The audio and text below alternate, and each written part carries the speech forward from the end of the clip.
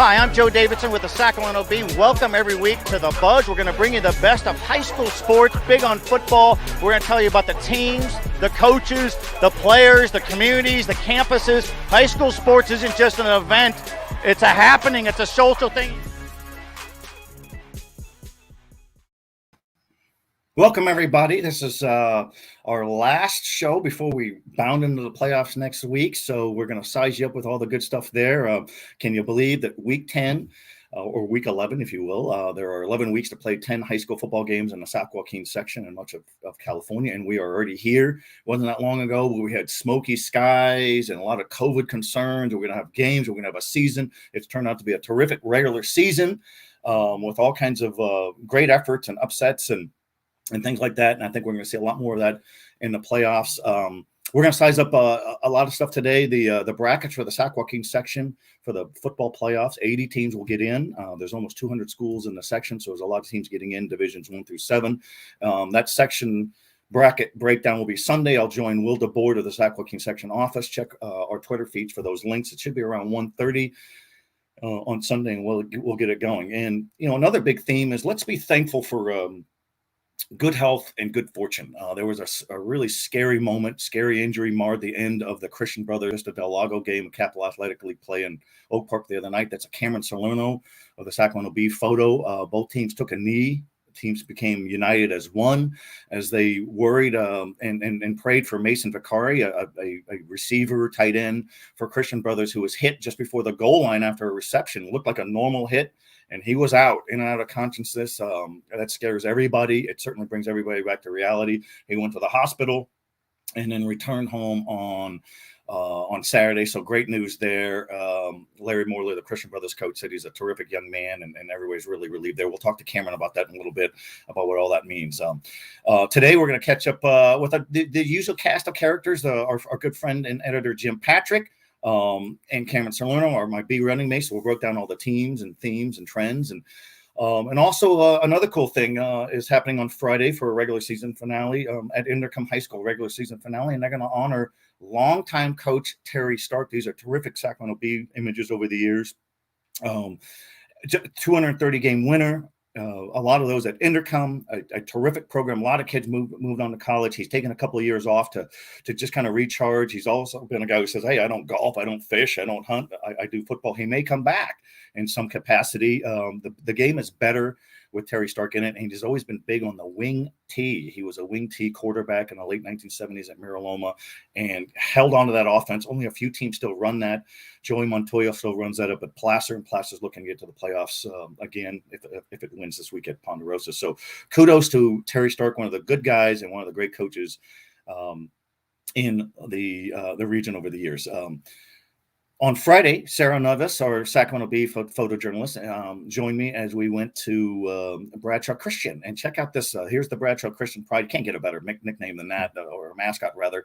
And Small School Pride, Division 5. There's Union Mine there, coached by one of the really good coaches in Matt Ray. And look, it's natural grass.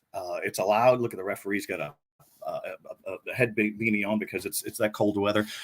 And Bradshaw Christian came in unbeaten and likes to run the ball and dominates on the ground. But Union Mine took the air out of the ball by doing more of the same right back to that team. And there's Scott Smith, who had 154 yards and a touchdown. Calvin Owens has also played well at quarterback, a running quarterback for Union Mine, and won this game 27-14. Union Mine now will play on Friday night, rival El Dorado. Well, there's a tough hit on the goal line, but Calvin Owens, the kid, is just tough and gritty. And the coach, Matt Ray, says, hey, we have Union Mine kids. Well, what's that mean? Just kind of the underdog, gritty, tough. And Union Mine's a relatively newer school within the last 20 years. There I am talking to some of the guys afterwards. And Union Mine kids they feel like they're overlooked a little bit in their district. That district up there in the El Dorado Unified has Oak Ridge, longtime powerhouse. Ponderosa, longtime sports powerhouse in a lot of things. And El Dorado, which has been around since the turn of the last century. So Union Mine's done some good things, won the league, Sierra Valley Conference, and plays rival El Dorado on Friday, looking to go 9-1 on the regular season and do some more damage in the Division 5 playoffs. So Kudos to Sarah Nevis. Check out her work every day on sacb.com. Let's bring in Jim Patrick. He's my editor. He's my friend. I'm glad you're here because you were just in and out of prison this week. No walls can contain me. If you could defend your actions and why you were in prison for a matter of hours, I'm sure everybody would like to know. I didn't do it. It was a setup. What can I tell you? Well, my lawyer got me out. It was great. He did. So you did a story before we start high school football. You did a story that published today where FC Republic, the soccer team, played a game at Folsom Prison, and you went and you were not picked last, and you actually did okay. You got some good reviews, and they let you back out. Yeah, I mean, it was surreal. Thanks for mentioning it. I mean, if anybody, a lot of people have reached out just to say, wow, it was educational or entertaining or just it's one of those stories, Joe, where I didn't really care about the clicks. I didn't really care about reaction. I just wanted to tell a good story, a good yarn. And my mom likes it. She's on Facebook. So if my mom likes it, believe me, guys, moms are moms, but my mom would not shy away from being critical if there was a reason to be critical. So what'd she say in the subject line of the email? Said you're back in ? Yeah, she said something to me to the effect of she was the closing line. I was writing about deer. She loves when I write about wildlife. So I hooked mom with the deer. There's like 12 deer hanging around the entrance. It was just surreal. 12 deer hanging around the entrance of the prison. It was very cold, stark. It felt like you were on a movie set. But it was real life, and it was strange, and it was imposing. And, I'm not somebody who's, Joe, we're reporters. We walk into situations where, we're going past security guards and stuff all the time. But this was different. I was intimidated in a way that I'm not typically intimidated. And it was humbling. And anyway, it's humbling that people have read it, and I appreciate all of it. And thanks for mentioning it. It was a terrific read. And Jim Patrick playing a little soccer with some of the FC Republic guys, was not picked last. That's probably the achievement of the year. And you're too hard on yourself. You said you did well, and it's a great read in the Sacramento Bee. And you're a guy, Jim, who picks up on personality. And you went to a game the other night, Golden Empire League showdown at Casa, and two fun coaches. And Chris Horner is as good as they get. And there he is in the back corner right there. There he is. And this guy revs up a locker room, and he does a little Ric Flair thing. And I've known him for years. But what do you see? It's a real event at that when they play football there. And they make it fun. Well, hang on. I got to do the two claps and Ric Flair. He will wrap up his post-game huddle with the team with, give me two claps and a Ric Flair. And everybody goes, woo! So it's okay to have fun in football. And Ric Flair hasn't wrestled since like '88, so it's just nice to know that that Ric Flair's legacy is alive and well. He's a funny guy. He's an extroverted guy. Casa, such a huge deal up there. I don't know if you saw it, Joe, but they've got like a 30-foot tall inflatable sitting outside the corner of the end zone. I mean, it's huge. And they had a cherry picker from a local wood. A tree trimming company that was flying a gigantic American flag right over the home grandstand. The stands were full. I mean, it was a packed house, and it is such a big deal. I got there an hour before the game, and I almost had to park down the street. And this parking lot, they probably got 600, 700 spots. It's a big lot. It's for a Division 5 school or whatever they are. It is a big lot. And they've done some.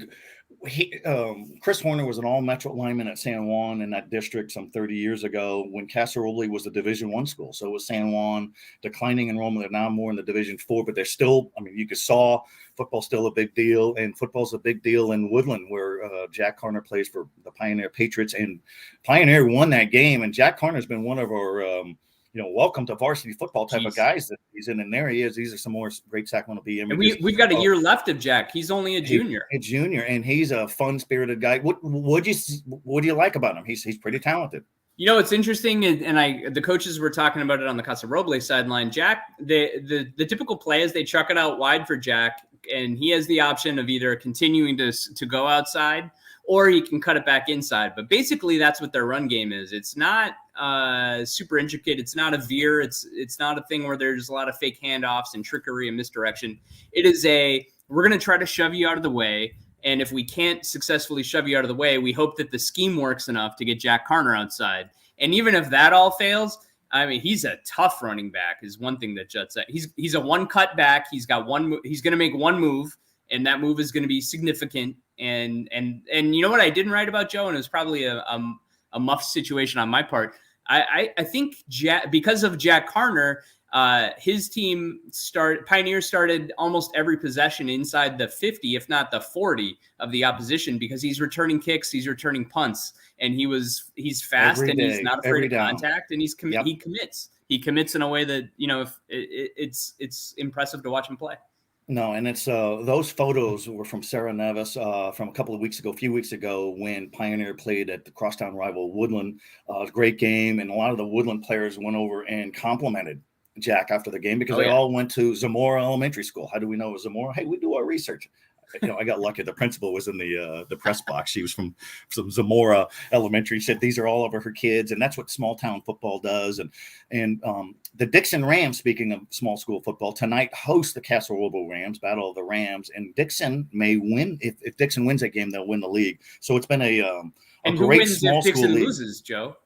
I think it'll be a three-way tie. No, I believe it's or last Casa week. would get it. I think Pioneer gets it. The Pioneer coach was yelling at the Casa coach, "Go beat Dixon next week." That's right. And that's Matthew Bryson. And you had some good stuff in the Sacramento Bee where those two coaches respect each other and they appreciate each other. And, you know, we are going to pick up on that, and we're going to report on the good sportsmanship.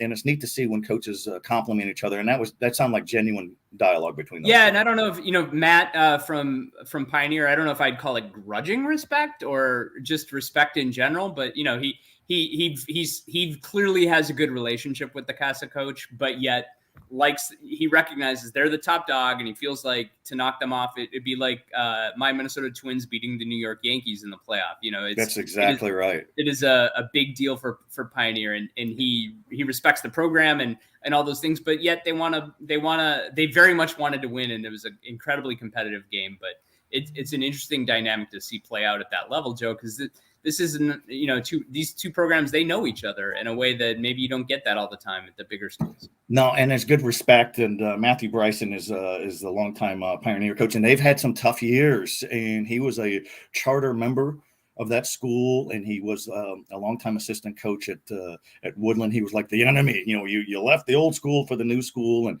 so it's a good league. You know, we like to focus on all the large school, medium school, small school leagues, and you know, when we talk about small school, you can't get any more charming or more historic than a story that you're running on Friday. The Delta Saints in Clarksburg on the Sacramento River. Play on grass, and you know, here's Javier Mascarenas with some of his good video. Just what did you see down there, and what do you like about the kids and the coaches and everything? One thing that jumps out, you can't really see it from that view, but there's a kid on the far left of the screen on the line right now, number 80. He's like 6'7", and he's a tight end, and in that division, and when you're talking Division 7 football, I mean, 6'7" with some athleticism is pretty standout stuff. So Delta's, you know, they've got some guys that have some gives them some physical advantages. But really, Joe, what jumped out at me was just, you know, this is a town of 500 people, and the game might have had 300 people at it that I went to. Right. If you got 60% turnout in Folsom, you'd have something like 20,000 people out at exactly. Great point. Game. So to have 300 out in it's just a very different situation. And that's the field where I got yelled at by some locals. I was walking around out there before the game, and they wanted to know why I was pacing back and forth. I was going for steps. I'm trying to get exercise. Well, I think they recognize that, you know, isn't that the guy who played soccer in the Folsom prison? What's he doing? What's he doing in our community? Yeah, they you know, that, well, in Clarksburg, everybody knows everybody. So the fact that they don't even recognize you means you've got to be, you know, you're not from around here. We would know you if you're from around here. And the Delta Saints will be in the Division 7 Sac Joaquin section playoffs. That's a field that will include Woodland Christian, who you've seen.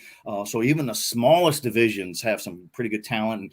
And Delta has had some NFL guys. And the talent they have going back, you're talking about Tony Eason, you're talking about Bo Eason, his brother, who I think was he was either an All-Pro or a Pro Bowler as a defensive back with the Houston Oilers. The Houston Oilers. And they got a couple of others. There was an offensive lineman. There's a Dan quarterback. McQuaid played for the Redskins. And this is all back in the late 70s when they were even smaller. And only went 3 divisions. So if you were the small school, you were lumped into Division 3, and now it's expanded. Some people think, oh, it's just too many schools, too many divisions. Well, tell that to the Delta Saints now. I mean, it gives them a chance to play. They couldn't play in the traditional Division 3 playoffs now if it had Christian Brothers, Vista Del Lago, Placer, Capital Christian. So the small schools have earned their right to play for small school championships. Well, and if it keeps kids playing football, what's the harm in that? If kids are playing sports, it's better than. And that's why I'd support 8-man if we ever got to the point where schools needed to drop down to an 8-man lineup in order to keep playing. I mean, whatever gets kids out there playing sports is a good thing, in my opinion. But I agree. And I just got a text from Phil Grams earlier. He's the football coach at Ripon Christian. They're a small school threat as well. They got a court injunction to have the playoff ban lifted. And same with Capital Christian. There's going to be a court thing next week on Monday. Exactly. So these are teams that are certainly worth looking into, and we've touched on that a lot, and we'll touch on it more next week. But in real brief, it was all tied to club football, and is that allowed? Can you do it? Is there defiance and blah blah blah? I think we're all in agreement that these kids are the last ones that really are responsible. They're going to play if their coaches say play, and if they get a chance to play in the playoffs, I'm sure they're going to be supremely motivated because it's that fine of a balance. And so we'll see how that shakes out. So the section brackets will be released on Sunday for the football playoffs to start next week. But for a couple divisions, Division 6, 7 with Ripon Christian, 6, I should say. And for Capital Christian Division 3, those brackets may hold a couple of days as everybody's on hold. My guess is they're going to hold off at least on Division 3, possibly on Division 6 as well. I talked to Mike Garrison last week, and that was he wouldn't say for sure what he was committing to, but I got the sense that we're not going to see full playoff brackets for every division come out Sunday. Right. No, and Mike Garrison's the section commissioner. Jim, we appreciate you, sir, and we'll see you soon enough. And go Saints, go Delta Saints. That story's running tomorrow on sacb.com with some great insight on small school football, which we appreciate. All right, there you go. Just Jim is fabulous for us. He's our editor, and he likes to go to football games. Send me to Orangeville, send me to Clarksburg, send me to Hughes Stadium. It's all good football. And another guy who certainly covers this beat so well is Cameron Salerno. We bring him aboard, and I always like to tease Cameron when he says, "Oh, this is the most amazing thing I've seen in my journalism career." Cameron, you've only been in it for a few years. You've got like 50 more years to go. You're going to be doing this, decades from now, and we certainly appreciate that. And in your short time doing this, you certainly were moved by that scene in Oak Park at Christian Brothers, where Vista Del Lago and Christian Brothers all took a knee. They were united as one. You took that moving photo. It was a good Gramm story. Vista won 45-40, but there was no celebration. Game was called early. The coaches talked about it. We touched on it early in the show. Mason Vicari was hit, was in and out of consciousness by the goal line, but he's okay now. As a reporter, as a fan, as just a human being, were you moved by it? Were you nervous for the kid? What were you thinking? I mean, I had all the emotions running through me. It went like my thought process was this was going to be an epic finish. It was 45-40. Christian Brothers was driving down the field and they were about to score. And I honestly thought they scored on that play just from when I was looking. I mean, the tight end caught it, Mason, and he was running in. I thought he was going to walk in, and he lost, or he fumbled the ball because of a hit, and then he fell down. And you can hear like the Vista Blago players celebrate because they thought the game was over and they didn't think anything of it. They thought maybe the player was down. Maybe he was really sad about what happened. Obviously, I think anyone would be.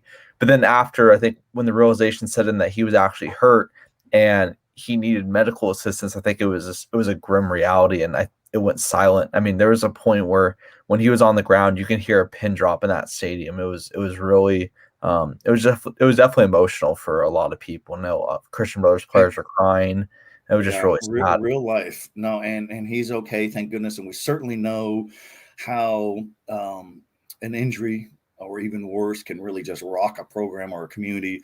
This past spring, we had spring football because there was no football last fall, so it got pushed in the spring. And Manny Antley, a senior captain, center, team leader, good personality for Kennedy High School, died after a season opener and just collapsed. And so that resonates. And so when we see a player down, everybody's heart skips. And so we're glad he's okay. And, and it's a concussion. And it used to be, Cameron, it was called a bell ringer, and just shake it off. You can't do that anymore. It's a big focus of interest, even at the local colleges, Sacramento State, UC Davis. If you get hit, it's okay. You're not less of a guy.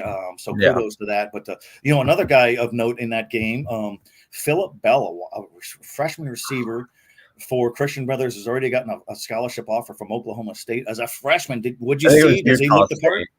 I think it was Utah State. I mean, I honestly didn't even know that. One of the assistant coaches told me that. I was really impressed. There's a joke that some of the Christian Brothers players told me that it's like a meme that when you throw the ball up, like someone's down there, he's going to catch it. They said that's Philip Bell. I mean, if you throw the ball down, I mean, he's going to be down there somewhere. And I was impressed with him. I mean, he looks the part. He doesn't look like a freshman. I mean, he's like a big, bulky receiver. He's probably going to be one of the best players in the area going forward. No doubt. And Coach Larry Morla was the one who was told me. He said it was Oklahoma State, Utah State may as well. You know how it goes in recruiting. When one school offers and then the others find out, okay, he's a qualifier, he's a good player, here's his film, then they all start offering because it's competitive there. So kudos to him for, hey, Cameron, it used to be you didn't even get to the varsity until you were a junior. And now if you're a player and there's so much, and Coach Larry Morley said this guy just mature physically. We still have to remind ourselves he's only a freshman, but a heck of a start for them. And Jake Alordi is a good-looking quarterback. And so those are two teams to look for in the playoffs for sure. And we're going to break all that down next week as well. All right, we're going to do, before we talk about our 5 players and note, let's talk real quick. You've got a story running this weekend. You're going to go to West Park, the new varsity program in Roseville. Jason Tenner's the coach. And if West Park should win against Cordova, that program will win the Greater Sacramento League, which is unusual. Normally, new varsity programs take it on the chin. Monterey Trail, 1-19 for its start. Sheldon High School, 1998, went 0-10. Other schools have struggled. So you talked to Coach Tenner this week. What are their goals? Would they want to move into a different division, different league? What's his theme? And is he surprised at what they've done? Yeah, I mean, it was great to talk to Coach Tenner. I mean, he's a good guy. He's been a fixture around Sacramento area football for years. And just to kind of back up a little bit, I mean, I've grown up in West Roseville my entire life, and it was always kind of everyone knew that a school was coming to West Roseville in the future, and we didn't know when. I know John Becker told me I think it was supposed to open like the 2010s, but because of the recession, it was delayed because there's no funding. I think it was also supposed to open up again in 2016. That never happened, so it finally opened up in 2020. And John Becker's the superintendent of the district there. Right. But what Jason Tenner told me, what I thought was really interesting, is when he told me most people, when they start up a program, everyone says the future is bright and everything. He told me the future is right now. I mean, they're going to win the league most likely. They end the season with Cordova. I'm working on a story, and I always go the extra mile with my work. So I'm in a data visualization class with Philip Reese. I'm working on a chart of some of the recent schools and how they've done their first varsity season. We'll have about 15 schools in there. I mean, Jason told me the direction of the program. I mean, he said they took their lumps early on the season. He told me they had 4 linemen in a game against Wood Creek because of COVID issues. So I mean, they've struggled, and they got blown out in 3 of the 4 games against Wood Creek, against El Dorado, against Rodriguez. I was at the season opener against Del Campo. They lost by 1 point, but I mean, they've dominated their league in those games, and they're going to be moving on to the Foothill Valley League next year.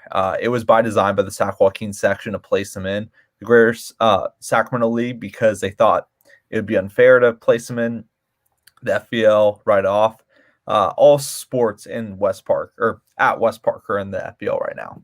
Well, and see, that's a smart move. And some people bristle at that. Oh, anybody could win the Greater Sacramento League. Well, the Greater Sacramento League was created to give struggling programs a chance. Otherwise, these programs are going to fold. So that's Valley, Natomas, Johnson, Cordova, some of these used to be powerhouses, and so create a league where there's competition. Florin is in there, and I think that's the right move. When Monterey Trail opened and the Elk Grove Unified in 2002 or 2003, hey, let's just put you in the Sierra Foothill League, and they won in 19. That's a tough way to learn. I think this was the right call to do that, but you don't keep them in there long term. Certainly the Foothill League that you're talking about has more regional rivalries. And there's another school that, exactly. And then there's another school that's just opened in Lincoln in Placer County, 12 Bridges, coached by Chris Bean. He used to be the Lincoln coach. And so that's a team that's getting started. And, here we know this too as well, Cameron. Get a good football coach to head your varsity football program, because when you have a successful varsity program, even if it's just competitive, and maybe they're just 5-5, but if they're competitive, the whole school gets behind it. And we've seen all these great crowds. So good hire in Jason Tenner. I'm not going to good hire with Chris Breen, and that's how you get going. Monterey Trail, good hire with TJ Ewing from the start, took those lumps and still there. So it makes a huge difference. I don't want to spoil the entire story, but I have a really cool factoid that people want to know. West Park started their youth program this year, and obviously everyone knows how important the youth program is. Jason Tenner told me every single team in that program, which is 14U, 12U, 10U, and 8U, have a winning record. And the freshmen have a winning record, the JV have a winning record, and the varsity have a winning record. That's how you start a culture of involvement, and football numbers will increase, and it's a stunningly beautiful campus. A lot of involvement. The principal, what's her name? She's from Wood Creek, so she knows that district. I know her kind of well. She's a little bit. What's her name? Becky Guzman.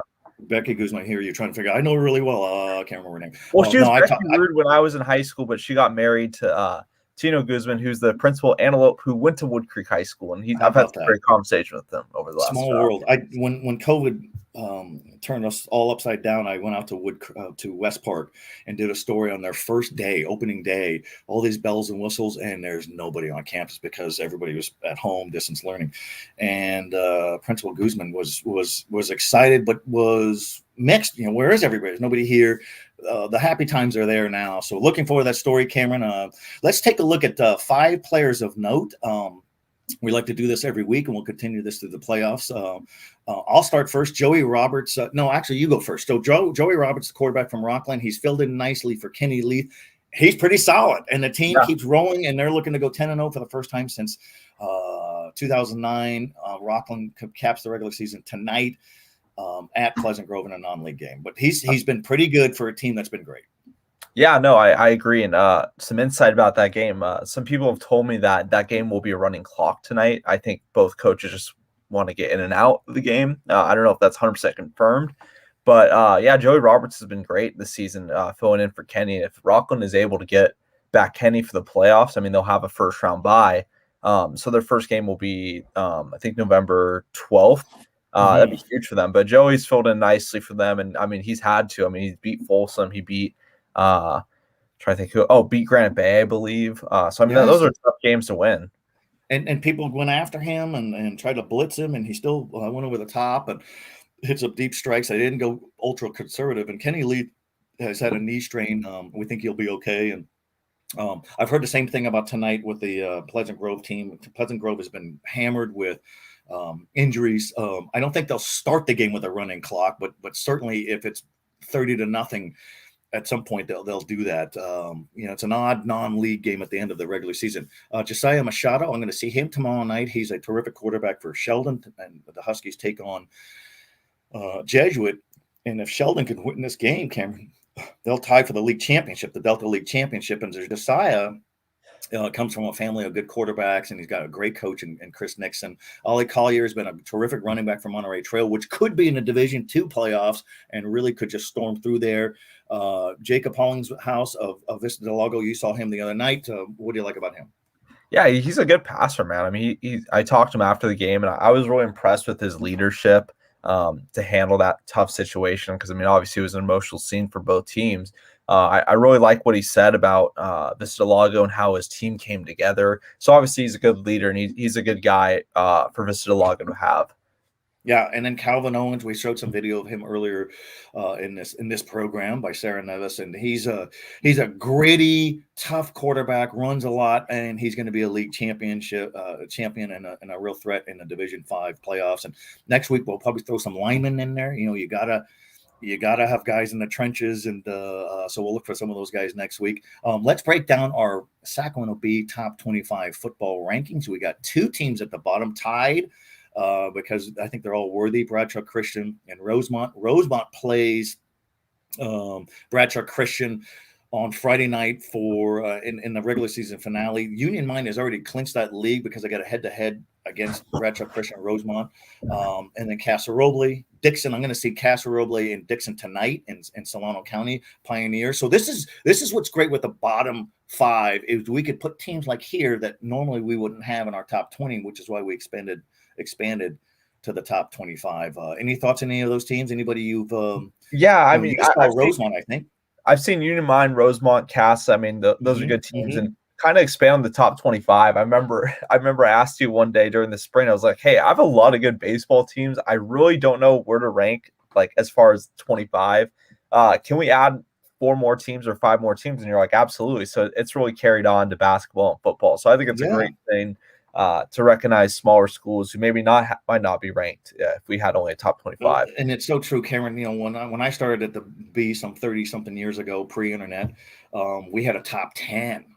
And then I think it was around 2000, 2003 or so, we expanded it to the top 20. And so then this year we expanded to top 25. That's not to water it down. It's just reflective of how many schools we have around here. You and I were talking on the phone the other day about all these newer schools, and I say newer within the last 20 years. We've had probably 25 to 30 newer schools open up since the mid 90s.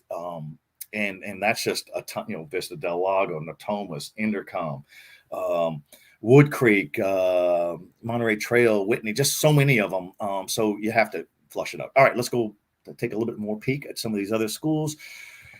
Christian Brothers, you just saw Vista Del Lago, Wood Creek, your alma mater, off to a great start. Intercom is going to honor Coach Terry Stark, their previous coach who may get back into the fold here at some point. Sacramento High is off to its best start, Cameron, in 30 seasons. How about that? Justin Reber doing some great work with the Dragons.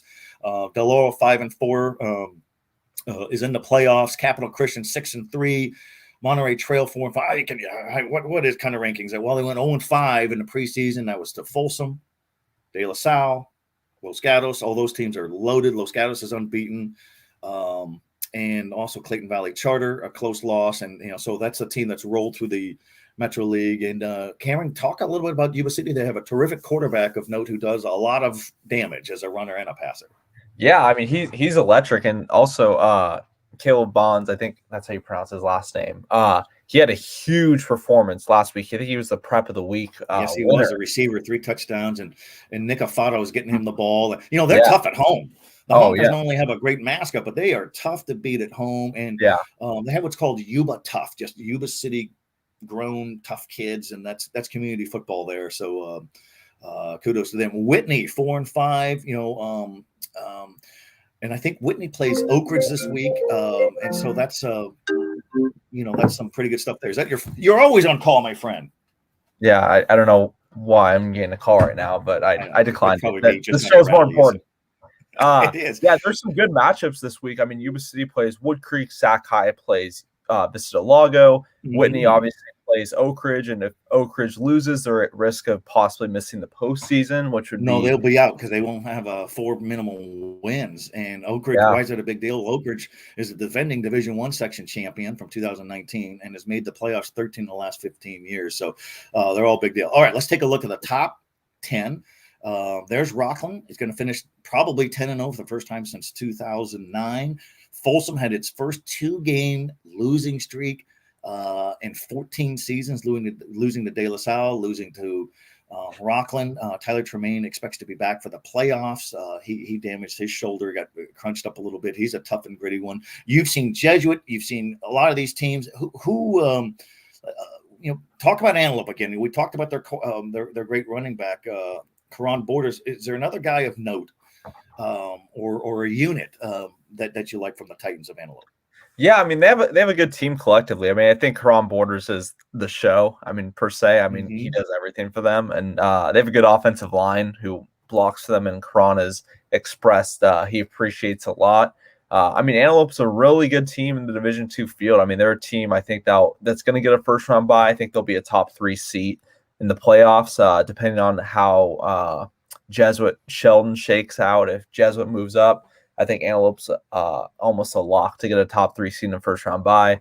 I mean, there's a lot of good teams on this list. I mean, Sheldon plays Jesuit. I think that's the game you're checking out tomorrow. And Sheldon, I skyrocketed Sheldon way up in the rankings. I had him below Christian Brothers for a long time because Christian Brothers beat them, but that could only hold up so long. And then Sheldon beat Vista Del Lago, which just beat Christian Brothers. So, their rankings, they're all subjective.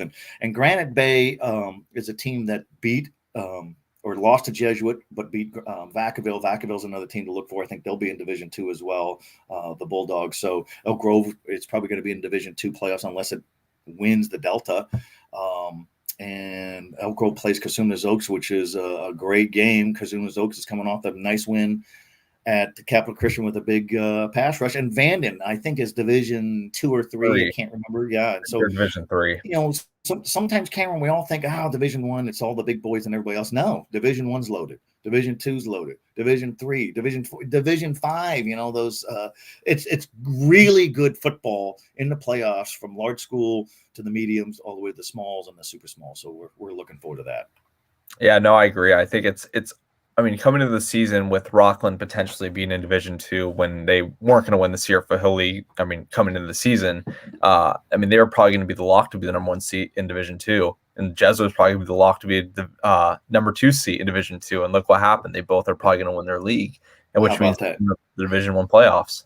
And Jesuit's done it with depth at quarterback and their classy coach, Marlon Blanton, who just does good work. He's not always greatly appreciated by the alum and some of the fans. Which I think is a shame. He's a pretty good coach. And, I know the Jesuit rooting session will be there in full force tomorrow. I think they love the Friday night road games. They don't have big crowds at home. It's always hot. It's always 98 degrees. You've gone out there. If you went out there tomorrow on it's going to be 60 degrees everywhere. At Jesuit, it'd be 89 degrees. It's just one of those weird things. So they always win at home, and they're going to get some home playoff games. So, all right, here's our last segment, 5 games to ponder this week. I'll start first. Casa Roble at Dixon. If the Dixon Rams beat the Casa Roble Rams tonight in Solano County, Cameron, then the Dixon Rams will win the Golden Empire League. This is kind of full circle for me. I started my journalism career in the mid-1980s at the Davis Enterprise, and I covered the Dixon Rams, and they went 0-20. I'm surprised I'm even allowed back. So they've come a long ways. They used to play games at the Dixon Fairgrounds. Now they play on a spiffy new campus. Cameron, I'm going to let you size this one up. Granite Bay at Folsom is a biggie because Folsom is Folsom needs a statement win. I think Folsom needs one last show to the committee. Hey, we are deserving the number 2 seat. I think they get it no matter what, but I think it's good going to the playoffs where you're going to have a first round bye, and they've struggled the last few weeks. And so if Folsom can pick up that win, they'll finish second this year for Hill League. And I think if Granite Bay were to win, they would finish second. So, I mean, it's huge bragging rights and a huge game. Yeah, so big game for Folsom, I think. No, and Granite Bay under first-year coach Joe Catalico is a longtime area coach in the Oak Grove Unified, won section championships at Pleasant Grove and also in San Jose. And he wanted to take a taste of the biggest, most powerhouse league in the Sac Joaquin section. That is the Sierra Foothill League. So there you go. Sacramento at Vista Del Lago, I think it's going to probably be like 50-48. Take your pick. So they're great skill players on both sides.